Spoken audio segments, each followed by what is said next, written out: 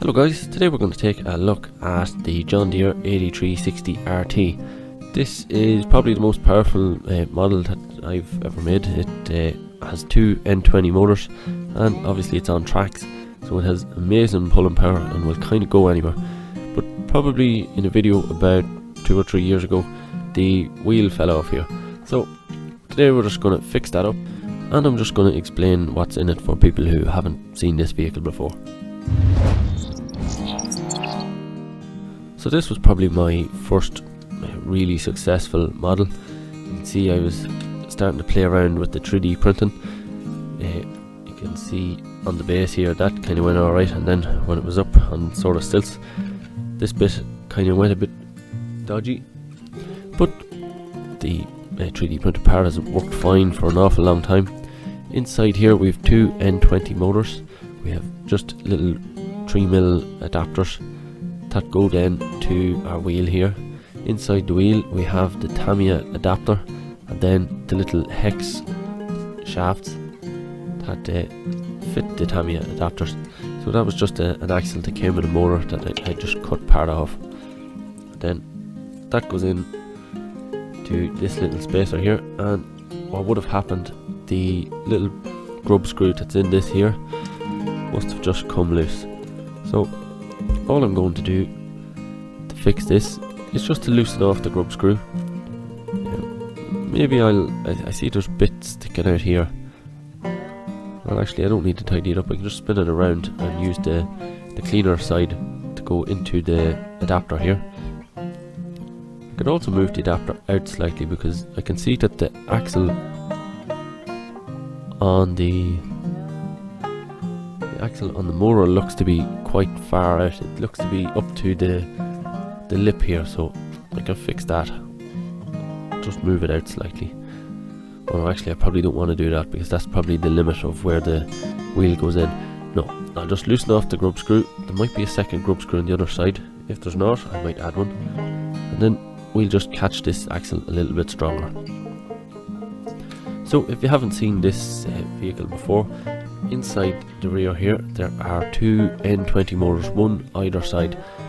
They are, I think it's like a copper wire sort of frame that I soldered on the two motors that's mounting it then to the die-cast aluminium frame of the original model. So it's quite strong there. The two motors themselves, they're geared down very low, so once you add the big wheel it doesn't go very fast. I mean, it is a tractor, but it has a lot of pulling power, so it's pretty good that way. Inside it is a 1S LiPo battery. I think the battery might be dead because I can't seem to get any voltage out of it. I've had to charge in there this morning for maybe 2 hours and it's not doing anything. There's no voltage there, so either the battery is dead or the connection to the battery has somehow broken. The wires might have snapped, but I know that if I put an external LiPo here, it powers the model without any problems. In terms of lights, I think it has lights in the front there. I think there's two in the headlights there. Lots of straw hat LEDs on this, so it has some pretty brilliant light shining out from it. Indicators and tail lights. Inside it there is one Arduino Pro Mini. You can kind of see the one in the cab there. So there's one in the body that's kind of controlling the motors and the motor driver, and there's one in the cab there that's kind of handling the radio, and that's just because I didn't have enough pins to control everything. So that's why this was before I was making my own PCBs, so I didn't have enough outputs and I had to use two Arduinos to get what I wanted really. So that's why I ended up making those boards the way I wanted them. They have expansion chips that give you the extra outputs that you need for all the LEDs to control all the motors. Basically to give you all the control.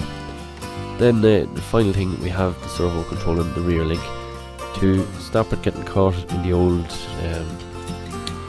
when it was a static model you had two like slots that you put it, one for down, one for up, and that just let you hold the model in place. So just simple to get over that, just hot glued in a little flat piece of printed plastic there, so that the servo just pulls up that little ramp and the lift nerves are always just where you want them really. So all that's left now to do is to just fix this. It's got two little Allen keys here, so I'll just get an Allen key, loosen them off, and we should be able to solve this pretty easily. The group screws are all full of coffee grind, because obviously this model being one of the best ones, it was used a lot in the coffee grind field on the diorama. So we just need to get that dust out so that we can get our Allen keys in there and get a good grip on this hex shaft, this little axle shaft.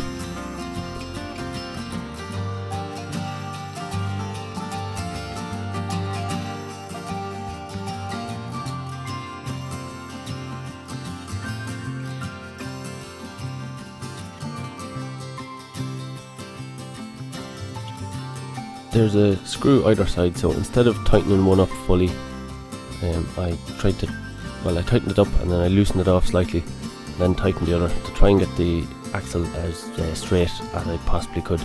That's just so that the wheel's not kind of waving in and out as the axle rotates. So hopefully we've got it middle and straight. Although it's not a terribly fast model, so it probably wouldn't really matter that much. Let's see, I can't remember how I need to get the model on. Actually loads of coffee grind in the wheel, so let's just get rid of that first.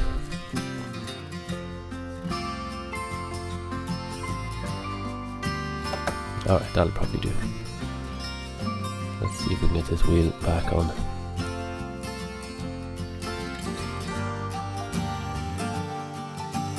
There we go, that's the wheel on. I might try and tighten this other side a little while we're here.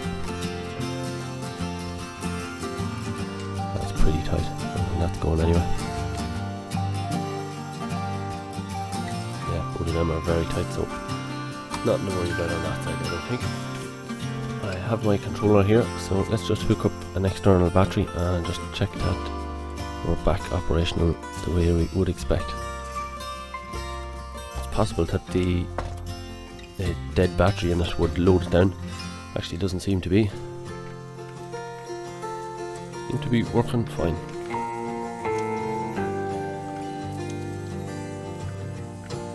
So that was a simple fix. We are back fully operational again.